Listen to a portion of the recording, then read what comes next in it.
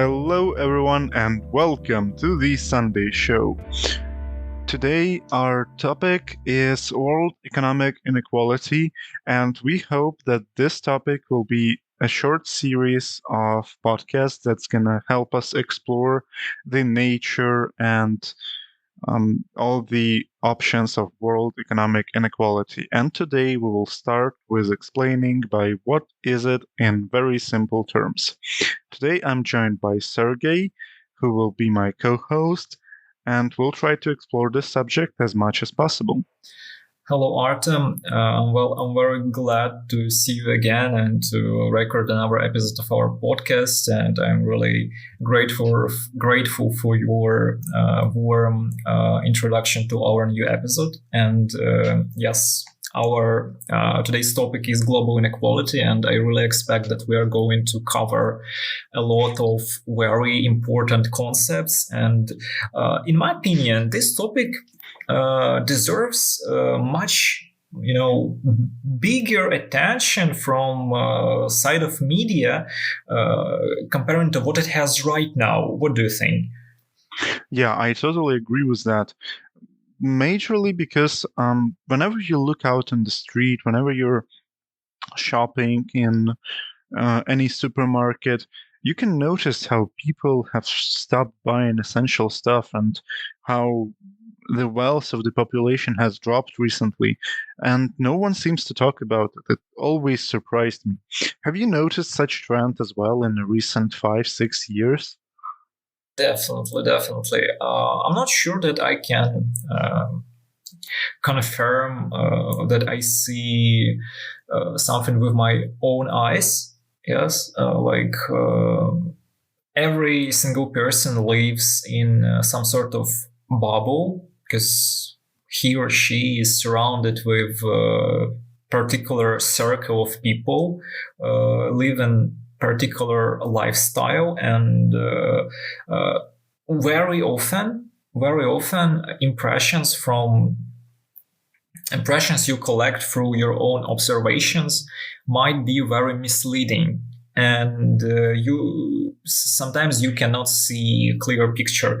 But honestly, I closely following some statistical data and updates from different organizations which are providing us with different insights about state of inequality. And those data, they are very telling, and honestly, personally for me, sometimes they might be even shocking. And even though I don't see this trend from my own perspective, I believe it exists, and I really think that we should talk about it, and people should hear about it and know about it more. I think this is our task for today. And what is your opinion? Do you see any particular changes from your surroundings in your everyday's experience? What is your impression? Yeah, I definitely noticed stuff like that, and that's why it always captivated me. But you're completely right. We can't only depend on our own observations because, as with everything in life, we need some documents, we need some statistical data to prove and to back up our claims, which is extremely important. And it's extremely important for all matters and all sides of things because those documents will be historical documents in 100 years, which will show how we lived and how everyone existed. And I think the statistics those statistics are very interesting, mostly because of the volume of the problem that we might not see. I think that's also my personal observation that a lot of people who are living in major cities, like in cities with population of at least 200,000-300,000 people, they don't really encounter so many problems and so many signs of economic inequality because cities are a major concentration point of wealth, and rural areas will will be affected by inequality and by poverty much more than big cities or even towns for that case. So I think it's also important to touch on it. Frankly speaking, I would say that in cities, situation with inequality, in my opinion, uh, is very similar and sometimes even more drastic than in rural areas. It really depends on Oh, well. what area we are talking about. But what is important? What is important? We need to understand that sometimes it's not really visible for average people whether someone has significant amount of material resources and someone else doesn't have, because like talking about people, we cannot look into their pockets on the street, and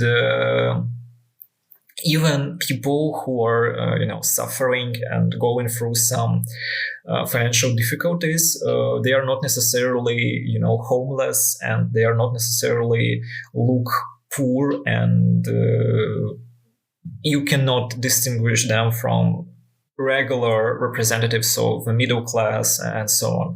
But especially with the search of the social media, when you're basically you're forced to show that you have some wealth. Absolutely, absolutely. And everyone is trying to do this. Everyone is trying to create some image of themselves having I'm not ready to say successful life, but at least life which is not worse than life of others. But before we start,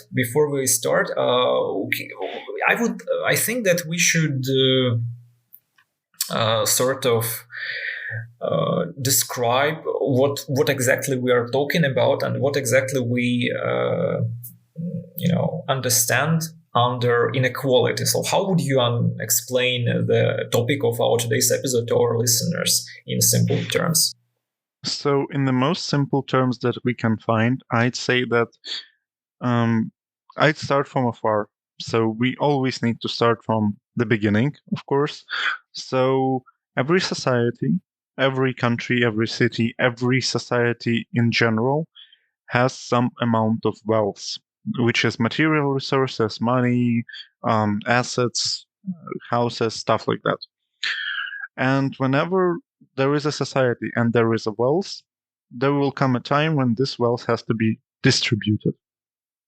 So inequality is basically a phenomenon in which this distribution of assets, of resources, of money is unequal. So it means that some people have more, some people have less. But it might not be necessarily because of faults of some people or because someone was lazy or something like that. Inequality is a phenomenon which happens because of the mistakes and errors that appeared during the creation of the system. So we have to keep that in mind. And this inequality is extremely important to talk about right now because in the world right now, we can see by the statistical data that you mentioned that inequality is on the surge. Inequality is a global issue that no one talks about. And it can also be shown in examples like different countries. For example, the world is one big society, so to speak. And we can see that in some countries we have much more money, have much higher salaries than in some other countries. As a comparison point, very exaggerated, we can take United States and Nigeria. Of course, the salaries in Nigeria and in United States are very different, but people in both places work very hard. So as you can see, it's not the matter of working hard or working less hard or just being lazy. It's a systematic issue. Maybe you have something to add to this description of inequality? Sure. Thank you for such, full explanation of our today's topic. I think it's quite understandable for everyone. And yes, what I would like to add is our topic is mostly related to different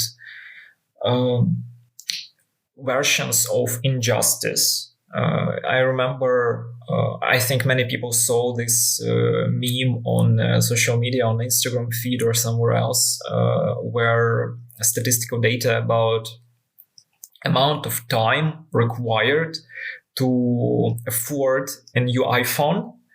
Oh yeah. Yeah, for workers in different countries, like as the basis for calculations was taken like average salary, I think. And doesn't matter hourly or daily. And the most important idea here is the general trend that people in developed countries, they have to work less. They like week, 2 weeks to afford this new iPhone, and people from developing countries, they are supposed to dedicate much more time to work to afford the very same thing. Like I think I saw one great example in that meme. It's Turkey. Yeah, I think that country requires you to work about 130 days. That's working days, by the way, to afford a new iPhone. That's like 7-8 months of work. Yeah, like it's considering that we don't take into account weekends and holidays, it would be approximately 1 year. And in many places, the situation is very similar. So I think our listeners understand the general idea, and this is the inequality between countries, international inequality, or how we can call it global inequality.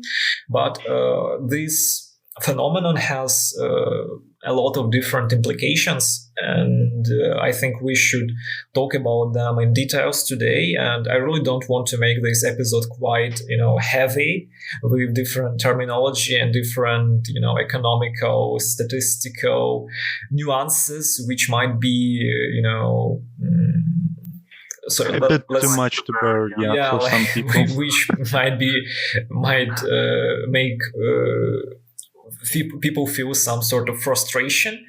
And I really want to do our best to provide people with general idea, general understanding of what problems of inequality is and how this problem relates personally to them. And I think we should make a couple of other episodes where we can develop the topic, talk about how society can deal with this problem, how it can be limited.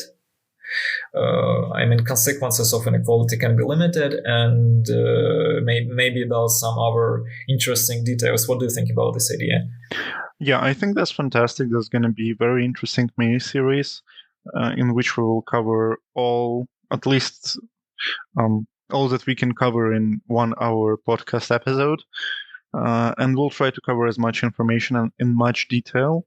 And I think it's going to be very helpful for people to understand what's going on in the world right now, as well as to understand the processes that's underlying in all of the financial and economic systems that are present. Especially, it's important right now because this economic inequality, as well our numbers today show, they are horrendous, and we will touch on them in much detail. Apart from that, I think we should mention that today we'll try to basically explain in very simple terms what are the indicators and statistical data that's used for understanding this inequality process. Yeah, this is exactly where I wanted to start, because we can kind of underline what inequality is and what we are going to talk about today. And another milestone in our today's episode for me is understanding or talking about how can we measure different economic processes, what economic indicators we can use to describe those this state of affairs, how wealth is distributed, what words let's say we are going to use. So, if you don't mind, I will try to ask you, and you can give us a short explanation what we are what we mean, what sense we put into those terms. So, like for example, 3P, purchasing, purchasing power parity. Power parity, exactly. Can you tell us more about this indicator and what it includes? I'll try to be as succinct as possible for this explanation. So, parity of purchasing power, or purchasing power parity, is basically what you can afford for a unit of money. So, what you can afford for $1, for example. This purchasing power parity is very important to us because in different countries, different currencies are valued, of course, differently, depending on the GDP, on all the economic processes in the country. So, purchasing power parity helps us to basically have a unified measurement unit. It's very important for us. And it's extremely important in comparison for different countries, like China, for example. Their wealth can be counted in US dollars. And in US dollars, their wealth will be equal to something like 17 trillions of dollars, which is much less than they can actually afford. So by using this purchasing power parity, we can find out how much products can those $17 trillion buy. And if we take an equivalent of those products in the United States, the price for them in the United States will be equal to $41 trillion of dollars. So that means that Chinese currency is undervalued. Chinese currency can buy you 2.3 times more products than United States currency in the United States. So that's important for us to understand, that purchasing power parity is the main unit of measurement. And we will be using this purchasing power parity in every country that we are comparing. So the units of measurement are always the same. So practically, when we are talking about the society, about economic system where a currency, national currency, is undervalued, we should take into consideration, bear in mind that we should operate our type of measurement for understanding how much wealth do this economic system have. Yes, and precisely. Those $17 trillion you mentioned of Chinese wealth, in fact, is for our American listeners, if we divide it in 2.5 times, so multiply it. Multiply it. Yeah, it will be our amount of wealth. So okay, and talking there about, is a very good example on that. Sorry for interrupting, sure. Finish, but there is a very good idea. example of how to use this system. It's by, some listeners might already know this, but there is a thing called Big Mac Index. So in the Big Mac Index, you need to count the price of each individual ingredient of Big Mac, and then you'll see a Big Mac Index. And in different countries, Big Macs are costing different money, of course. And whenever the Big Mac Index shows that the price of the products is cheaper in other countries than in the United States, that shows that the currency is undervalued and their purchasing power parity is higher than officially stated. Okay, very interesting. Because initially I understood then that if the currency is undervalued, the purchasing power parity is lower. So, like, I had a misunderstanding of this idea initially, right? Yeah, in fact it's higher because you can afford more products for the same $1, for example.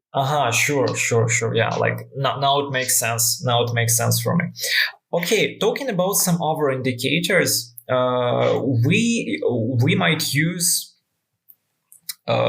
in our today's data, what we are going to discuss today, such approach to measurement as income per capita and wealth per capita. So, what do we include into those indicators? So income per capita is basically an average income of the population divided by the head count of adult population. It's very important to remember that it's a head count of adult population in most cases. Sometimes other ways of counting this per capita is by dividing by the whole population. So, for example, if we have statistical income of all members of the population, we need to divide it by the whole population of the country. A great example would be United States. If I'm not mistaken, they have about 330 million people, and we will take statistics from the United States government on income, and we will divide it by 330 million. And then we'll have a statistical data of income per capita. Just to be a bit more clear, this data is also counted by United States statistics, so it shouldn't be a big problem for everyone to find it on your statistical website in your country, wherever you're listening to us. So, talking about income, it's understandable. We take total income and divide it by amount of people, depending on what amount of people we consider in our calculations. But what about wealth per capita? What do we understand under wealth? Is it's a different indicator than income, right? Yes, it's completely different. Wealth is more about the resources that a person owns. So basically, that's about amount of money that you have in your bank account or in your assets. So basically, it would be something like if you own a house, your net worth is $100,000 if your house is worth $100,000. And wealth is basically showing the amount of resources that you have. It's also extremely important for us because it's also going to be calculated as per capita basis. But I believe in this case, we always use the whole population as a divider. So this will show you the amount of money that people own, that they don't spend, for example, on food, on stuff that they still have. Sure. Like, also, I would like to mention that in our today's in statistical data we want to consider today, we have other approach to measurement. Yes, we use share of wealth or share of income, let's say attributed to certain part of a society. So, like, we take 10% of a society, 10% richest 10% of society, and we count how much money or resources calculated in terms of how much they cost, and how much those top 10% of society possess. And the same we do with poor part of society. Yes. Well, not exactly poor, but bottom 50%. Yeah, I'm trying to simplify. Of course, it might be sometimes misleading. Yes, like 50% of people who are having the list of resources. So we today we will use also this type of measurement. So it's also important to pay attention to the difference in data. Like, do you have any comments to what I was just saying? No, you're precisely right. And that's a very useful information that's going to help us in the process of explaining what is wealth and what is wealth inequality as well. Yep. Great. So, would you like to proceed to our today's examples of how state of affairs in terms of financial inequality look what it looks like in different places? Should we start with this? Absolutely. Yep, I think we should start. But before we move to this, I will also mention that by the types, we have three types of economies, three types of countries, which are widely accepted. Those are developed economies or developed countries, developing countries, which are still in the process of development, and least developed countries, who virtually have um, no option to be developed anytime soon. Maybe in future 50 years, 60 years, but not right now. And we have to understand that those are very different economic systems, which treat inequality also very differently because they have different levels of inequality to start off with. So developed countries are United States, France, United Kingdom, Germany. So countries with very strong economy where population is extremely wealthy. Also, we have developing countries, which are mostly South American countries, some parts of Asia, some parts of Eastern Europe, some parts of Balkan countries, or maybe even all Balkan countries in Europe, and of course, least developed, which are African countries and the poorest parts of Asian countries. Those countries have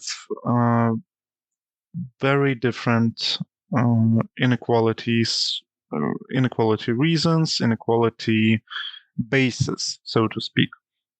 So developed countries have developed inequality as a part of economic process starting from 20th century, basically by hoarding wealth. I think in the 80s in the United States there was or 70s there was a politics of Ronald Reagan, which are called Reaganomics. Those politics really contributed to social and economic inequality because Ronald Reagan believed that the richest people in the country should get richer, and it was called trickle-down economics. And in trickle-down economics, when the society gets richer up top, it means that the wealth will trickle down eventually, sometime, hopefully, to the bottom 50%. As we know now, it didn't really happen. The gap between different economic groups in society has been only widened and widened. So that might be one of the reasons of this inequality. Apart from that, in developed countries, the crises also have very profound effects on inequality and on wealth in society. And we can even take a look at the statistical data and we'll notice that, for example, in the 70s, there was a crisis of the global economic system. As well as in 2008, there was a crisis in global economic system, much similar to Great Depression, but not at that volume. And if we take a look, for example, at United States wealth inequality distribution, we'll see that after the 70s, after this crisis, the gap between the richest and the poorest have been widened very strongly. And the same goes for every economic crisis that happens. Yes, the wealthy part of population also lose money, but they lose substantially less resources than the poorest parts of society. I will also take a look at the statistics right now, and I have opened wealth inequality in the United States. And let's take a look at, for example, year 2000, the year of dot-com bubble, or 2001.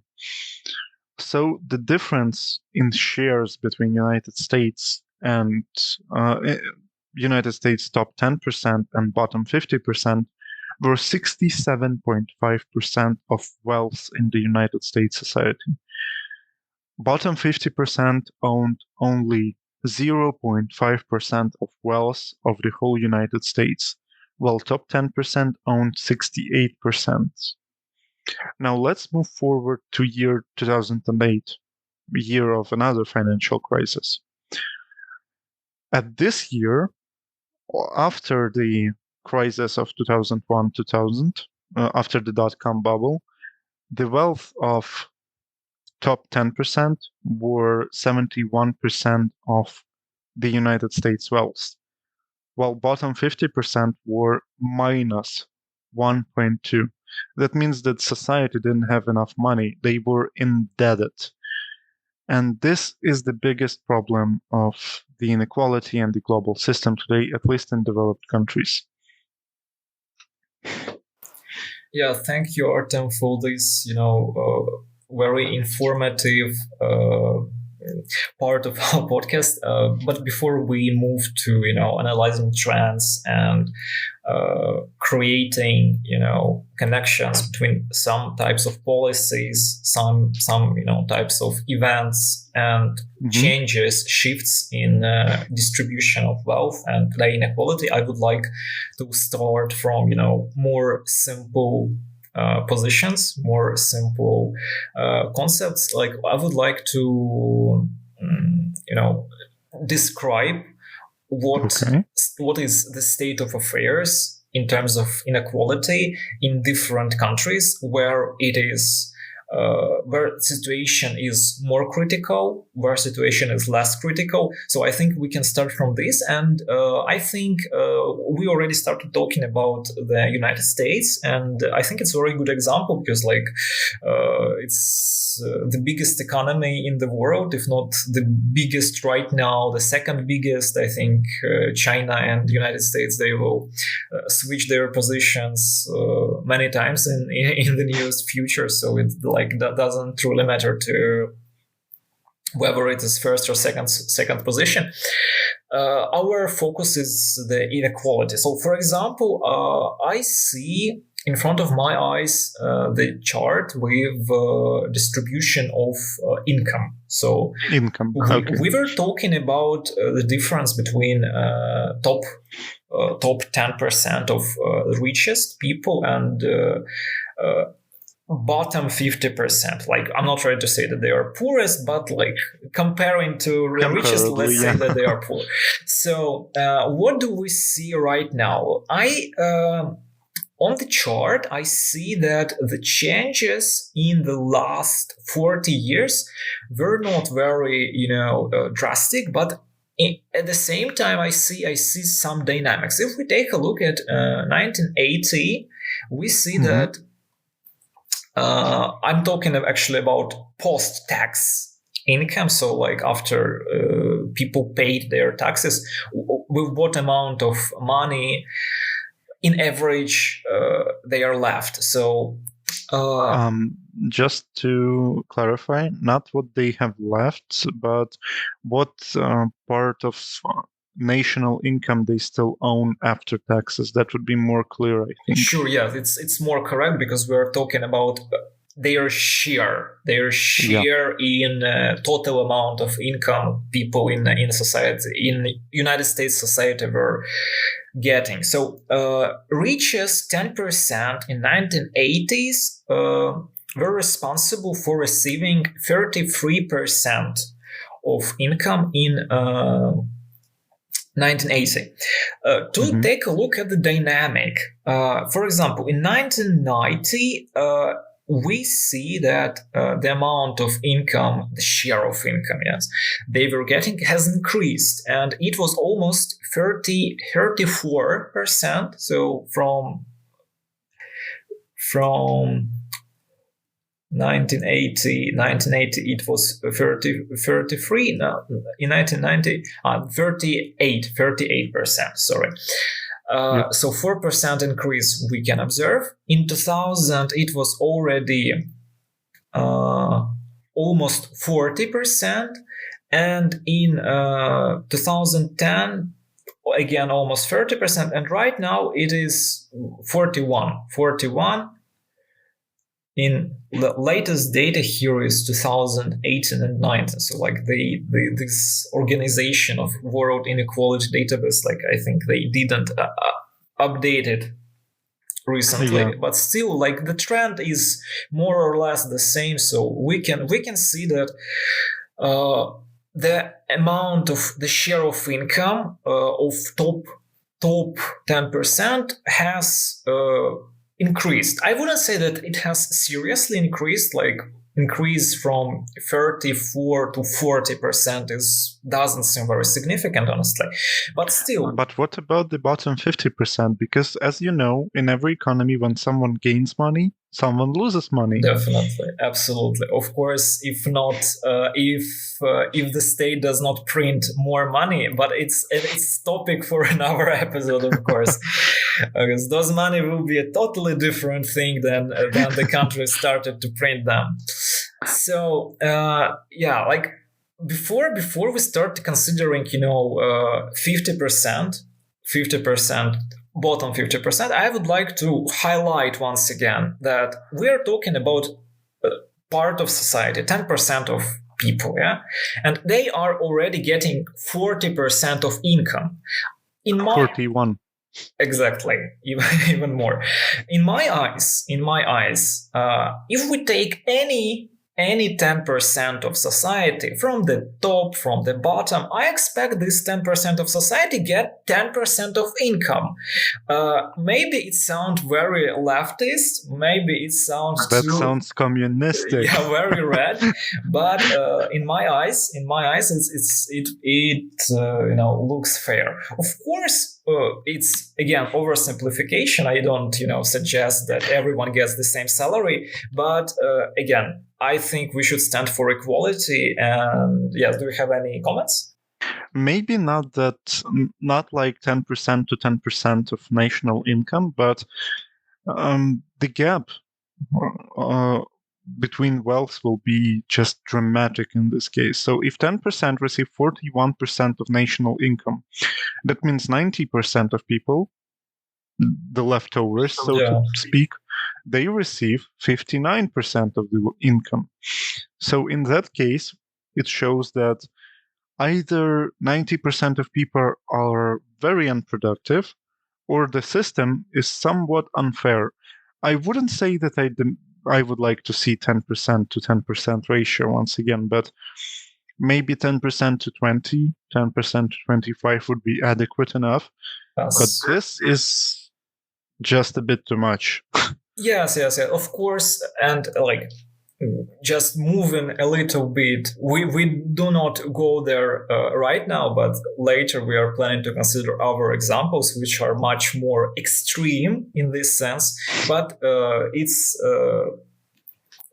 for next part of our today's episode. But talking about the rest of society, so like we see that top 10% is getting 40% of income. So the rest, like I'm simplifying, the rest 90% of people getting only 60% of money, right? So we do not consider those rest 90%, we consider bottom 50% and how much is left for those people. How I don't want to be so dramatic, but yes, I will say how much disadvantaged those people are. So again, I will move again like I did with richest 10%. I will move from 1980 to 1990, 2000, 2010, and nowadays. How much those people were getting back then. In 1980, those people were getting bottom 50% once again. They were getting 18% of income, of share of national income. In 1990, they were getting less. They were getting 17%.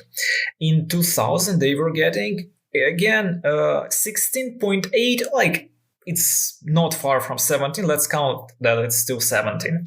In Okay. 2000, yes, it was 2000, 2010, situation in terms of distribution of income a little bit increased. It is 17.3, and the closest period to our days is 2019, and we see decrease in the amount of income they are getting, in the share of income they are getting. It's 16.4.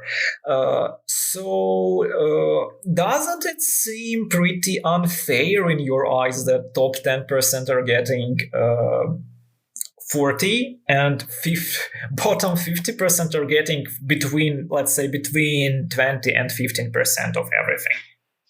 Yes, I think it's completely unfair, especially in regard to the trends. So, if I calculated correctly, it means that the national income that's received by bottom 50% from 1980 has decreased by 2.5 percentage points. Yeah, Is that correct? let me take a look once again. In 1980, it was 18.6%. In 2019, it is 16.4. So basically 2.2%, right? Yeah, 2.2 in that case, yeah. So the national income has decreased. The share of national income has decreased for bottom 50%. Apart from that, bottom 50% receive 16% of income. That's extremely unfair. Yeah, of all income. That's extremely unfair. I don't think there are very good any explanations at all in that case, to be honest, why the people earn so just insignificant amounts of money. Yeah, well, it's just leaving me speechless at this point, to be honest. But just as a bit of a spoiler, it can get worse, and it will get worse in different countries. So we will get speechless a lot in this podcast. Sure, yeah, but we decided to take a look at only one example of even more extreme inequality, so to don't get overwhelmed by the amount of injustice we can find in our world. So yes, but honestly, to be fair, I would like to mention, to make a small comment about trends. Like, if we take a look a little bit in the past, for example, in the period between 1960 and 1980, and again, we are talking about bottom 50% of people. In 1960, I must say, like in 1962, this is the farthest way I can, dig in this data. Those people, they were getting not even 18% or 16%. They were getting 11.9. Let's say 12%. Yeah. So it was even worse. But between 1960 and 1980, we see some sort of improvement in distribution of income. So their the share of income this 50% of people is getting has increased from 12 to 18. So 6% increase. In that case, we can even dig into, I don't know, maybe something like 1850 and find that inequality has changed from then. But once again, we have to look at the most recent trends. And of course, 1960 was a bad time to live. We all understand that. For some people. For someone. If you were not in top 10%, it was a bit hard. You are a bit unlucky to don't be born in this type of family. Yeah, and back then there were a lot of issues with even social issues, the segregation. There was a lot of inequalities, and there was a lot of issues in the country, in all countries in the world, to be more precise. So I don't think we should look that deep. Of course, it was bad back in the day, but right now we need to focus on the achievements of the bottom 50% that they achieved in 1980. And they were responsible for a hefty income in comparison to 1960 and even in comparison to 2019. So I think we should aspire to achieve the best possible scenario in this income inequality picture. Because otherwise, if we will keep comparing to, I don't know, medieval ages to feudal times, of course it's going to be worse and worse and worse than it is Sure, right yeah. now. Yeah, I completely agree with you, and I totally agree that we should consider the most recent developments. For example, if we talk about the distribution of income, we see that in US, this top 10% of people, they started getting bigger share of income, like it has increased from 34 to 40%. It has increased for top 10%, even though they are already getting the biggest part of the cake.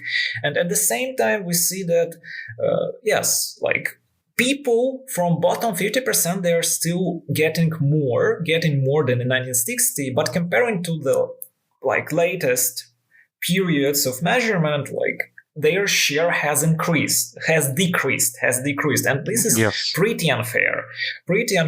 And this is, I think, in my opinion, this is pretty telling and pretty clear description of state of affairs in terms of distribution of income in the United States nowadays and in the recent past. Maybe would you like to add to some other facts, statistics to our outline of the United States economy? Yeah, I would like to also just mention the wealth inequality once again, because we haven't moved to the same dates. So let's grab the same dates as you did. For example, 1980 and 2019, just to show the gap between those. So bottom 50% were accounted for 0.8%. There's 0.8% of wealth in 1980, while the top 10% owned 65% of the total wealth in the country. That's insane, in my opinion. But in 2019, it got even worse, with 0.1% of personal wealth that were held by bottom 50%, and top 10% held 71.5% of wealth. And it's not even the worst numbers. The worst numbers were in 2013, when top 10% owned 74.4% of wealth, while bottom 50% were indebted by 1.3% of wealth. This is the situation in wealth inequality. I am just speechless when I see this. What do you think about this situation? Honestly, those figures, they are impressive. They are impressive, shocking. But to be fair, of course, I understand that we capture part of picture here. Yeah, like I don't want to be like very radical in our today's episode in our critique of injustice in distribution of material resources and in distribution of income, but at the same time we should be careful with blaming someone and stating some controversial statements. Sorry for this form of saying, but talking about resources, we should take into consideration the fact of what is counted as resources, because we understand that even back in 1980, much more people than 0.8% were possessing a house, for example. Of course, yeah. Of course, it doesn't mean that only 0.8% they were having a house, for example. The thing is that in these calculations, all possible possessions were included, and among them, for example, factories Yes. with a lot of very expensive equipment, a lot of buildings and stuff. And this figure is was divided, and this is how we get this distribution. Obviously, people from this bottom 50%, they were not stakeholders in different enterprises, industrial enterprises, and that's why they were not getting their share, their piece of cake, let's say. Yeah. And I'm not saying that it's normal state of affair. It's not. Personally, I support the idea that everyone should have some amount of, stakes in enterprises, in businesses, and it would be fair distribution of assets. It came to this recently. I heard a lot of companies in the United States have switched to paying not only salary, but also these shares of the company. Sure, it's great public stunt, in my opinion. Yeah, like to say that it's not only public stunt, but also real process, we should take a look at data. So like, once again, can you just repeat how much changed this distribution situation with the distribution of wealth for bottom 50%? In 1980, they were having less than 1% of possessions. Yes, so how much do they have right 0.8. now? Right now, they own 0.1. That's also, by the way, the debt is included in here. So if the people are in credit card debt, in, let's say, housing debt, it will also be calculated here as a negative balance. So people own 0.1% of wealth of the United States. So basically, in 1980, it was 0.8. And right now it's even less. Am I right? Yep. It's even less. And it was even less in 2013, 2014. Less than 0.1%. Yes, it was minus 1.3 or 5. Yeah, let me check. 1.7 and 29. Yeah. So obviously, when we are talking about, those gestures of generosity when companies provide their workers not only with salary but with some shares of the enterprise, like I don't believe that it is something significant. Like when I will see the bottom 50% having at least 40% of wealth, I would say, yeah, it's a wealth. It's fair wealth distribution.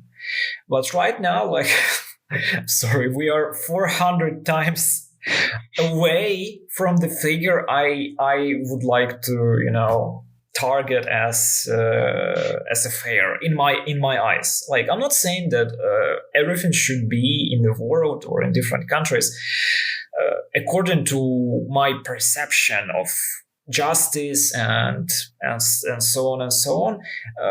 Of course, it's not necessarily the case, but still, I don't think that 50% of people should have less than 1% of resources available in the state. Close to zero. That's very important.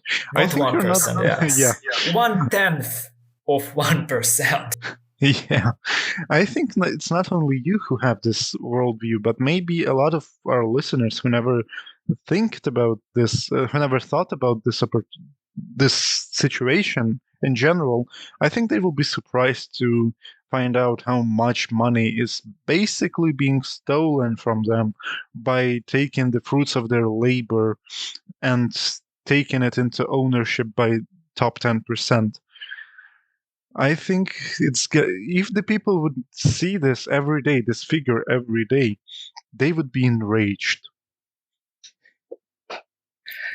Yeah, I totally agree with you. Honestly, it's hard to deal with this, situation. It's hard to, when people see the problem, And if we are talking about problem, yeah, we should definitely talk about the possible solutions. I think we will do this in our next episodes.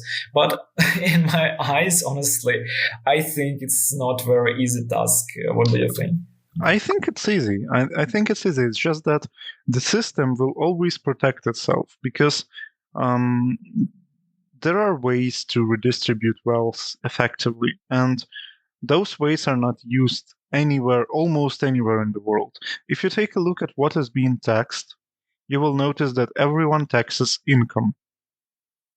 No one taxes the companies for the operational income or for turnover of the money. Can That's you, very like, for important. example, for our listeners, can you provide us with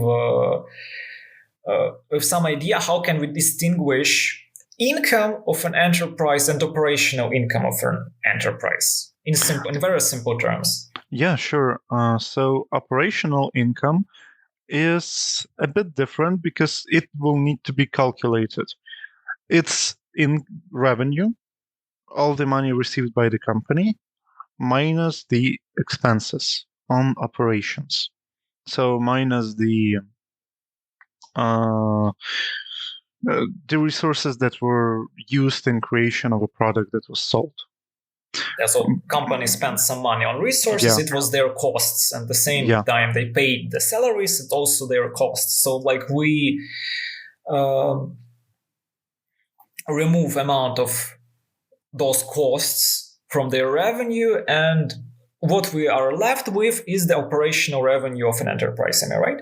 yes. It's also called, I think, earnings before interest and taxes, but also can be called profit. But at the same time, there are a lot of things that, a lot of schemes to basically avoid taxes, and a lot of companies do that by going to the offshore companies and by having some third country, and the third party in that country, which will not pay any taxes at all. I think we should definitely touch this topic a little Yeah, a closer in our little next later. Yeah. episodes related to this topic.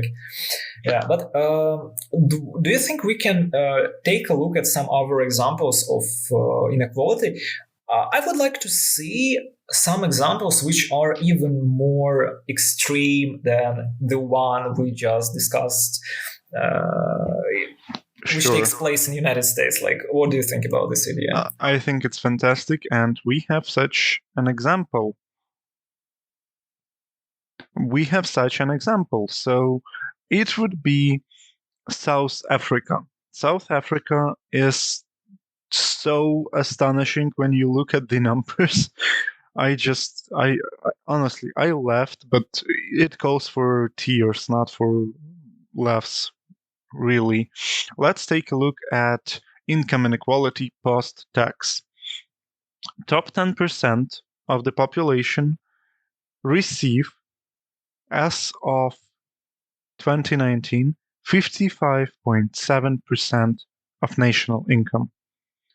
Top 10% receive this amount of money, whereas bottom 50% receive, get ready, 5.5% Amazing. of the money. Amazing. So 50% of people are getting 5% of income. Yes. Fascinating. And top 10% receive 55. Amazing. Like, this is what justice look like in some parts of the world. Yes, and it's shocking. I'm just left speechless when I see this, but it's not even the worst part about South Africa. Get ready for even more, because it's gonna be bad.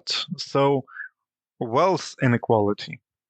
As of 2008, bottom 50% owned minus 8.2% of the wealth. Oh my god, it's funny. So like they owed like to some banks, to some institutions, Yes. tremendous amount of money basically, and it was the state of 8% of affairs. wealth of the country. Yeah, they owed 8%. And get ready for top 10. It's gonna blow your mind. Okay, what amount did they? So we are talking about again wealth, Yeah, wealth. resources, possessions people were Yeah. having and are having in South Africa. So how much the top 10% is responsible Give for? your wildest guess. Give your wildest guess. In my wildest guess, like if we take a look at, for example, income, I expect like about from 60 to 65. Am I right? 91. What? Oh my god! Like, how is this possible? Oh my god! Top 10% owned 91% of the wealth in the country. So basically, those people they possess every piece of land, every factory, every, I don't know, villa and house, and every single Every apartment building, every car, every pen you can buy. Yep. It's incredible. So like, I don't want to imagine what the life looks like for people with, for just average people and their perspectives in South Africa. Of course, like I saw some videos from South Africa. It doesn't look like very bad, but in fact, I don't think that people there, they expect to achieve a lot. Let's say, like, in humble way, let's describe what they feel. They don't expect to achieve a lot in their life. Yeah, they don't expect it, but at the same time, there is also a historical rule that cities always attract resources. Cities are a place of accumulation of all those resources. So if you take a look at the cities in South Africa, I think only 2 of them look decent enough, and all others will look like I don't know what, like after war shocks. I don't know. Right now, the situation in South Africa is a little bit better. People owe only 2.5%. They're still in negative balance. They still owe some wealth, but at least the richest people own just 86% of the wealth. So the distribution got a bit better. So Just tiniest bit. So middle class pulled some share of wealth from the top 10% to, so like between bottom 50% and top 10%, we still have 40% of people left. Yeah, so those Yeah, people. but at the same time, very important, sorry for interrupting, but very important notice here, bottom 50% started owing 5.5% less, and the richest people lost 4% of the wealth. Doesn't look very significant, honestly. Yeah, it doesn't, but at the same time, it shows where the top 10% lost their money. They were the one who were possessing the debts of the bottom 50%. Basically, yes. So that, let's say, poor part of society managed to pay their debts. So it sort of it helped in some sense to harmonize the to bring some balance, bring a little bit more balance. Like, it's far from balance, definitely, but it helped to move the situation a little bit into balanced form. Yeah, but still, it's incredible. I think South Africa, in terms of inequality, is the craziest example we can ever find. Maybe there are some other examples. Like, if our listeners are aware of them, like, feel free to share with us your observations and knowledge where the inequality is even more drastic and extreme. We are always happy to learn something new. But do you want to talk a little bit more about South Africa, or you would like to move forward? Yeah, I would like to move forward, and I think the last country that we can take a look at during our podcast to finish off with something good will be another developed country, Denmark. and I think Denmark is a great example of balance, at least some balance in the systems. So let's get to the income, post-tax income of Denmark. And this data is impressive enough because it's the only country I've seen in which post-tax national income is bigger with those bottom 50% than with those top 10%. Yeah, it's incredible. So, like, once again, after taxations, people in there, like 50, bottom 50% of people of Denmark, they're having more money. Finally, majority of people having more money than the minority. It's incredible. But talking about numbers, how it translates into numbers, Artem?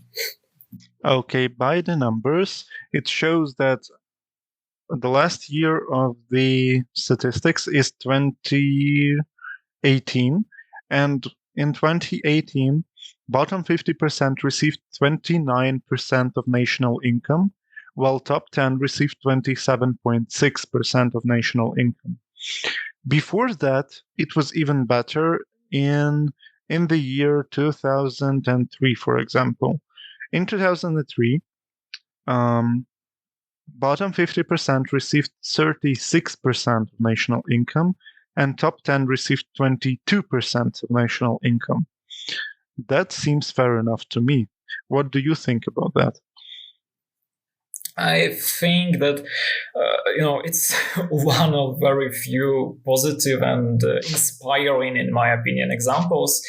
I think Nordic countries are the ones we can learn from. Like, basically, most of the world can learn from their policies and their approach, because not only Denmark but also Sweden, also Norway, they are demonstrating pretty good job in redistribution of wealth.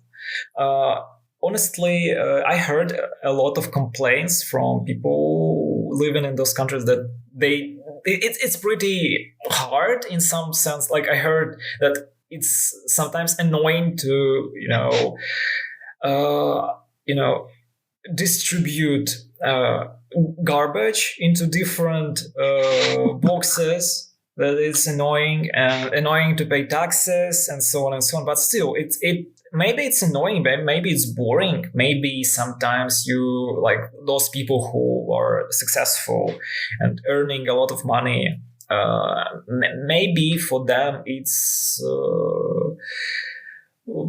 sad, to give away the very, very serious share of their income. But at the same time, in my opinion, it's an example of healthy society where justice takes place and where people are not left with nothing just because they were born in the wrong family. And I really hope that examples of those policies of those three countries, not only Denmark but also Norway and Sweden, they will in future they will become more famous around the world, and many more people will try to implement the same policies in their home places. It would be very, very good approach, in my opinion. You are shifting left, Sergey.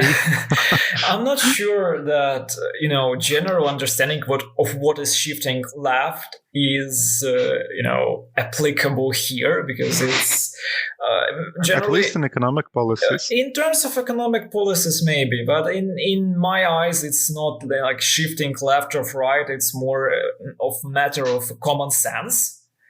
And it's not that much a political question, because most of the time what I see that political parties, they are they are using speculation in terms of wealth distribution and so on and so on.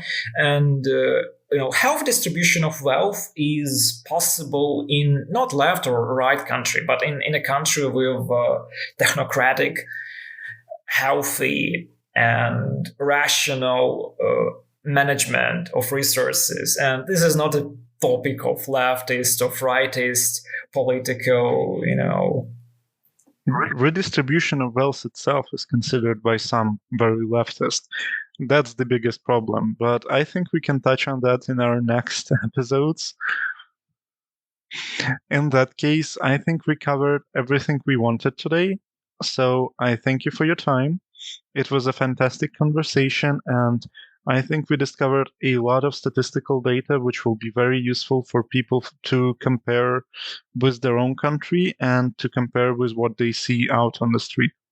Absolutely. I'm also very grateful to you, Artem, for holding this fantastic conversation with me today. It was very interesting to hear a lot of insights from you, and I really look forward for our next episode on this topic, where we can discuss the problem in more details, take a look on it from our perspectives, and I'm really grateful to our listeners who spent their time with us. So thank you for your time and see you in the next one. And as for me, I will also mention that whenever you're listening to us, have a great afternoon, good evening, and good night. We'll catch you on the next one.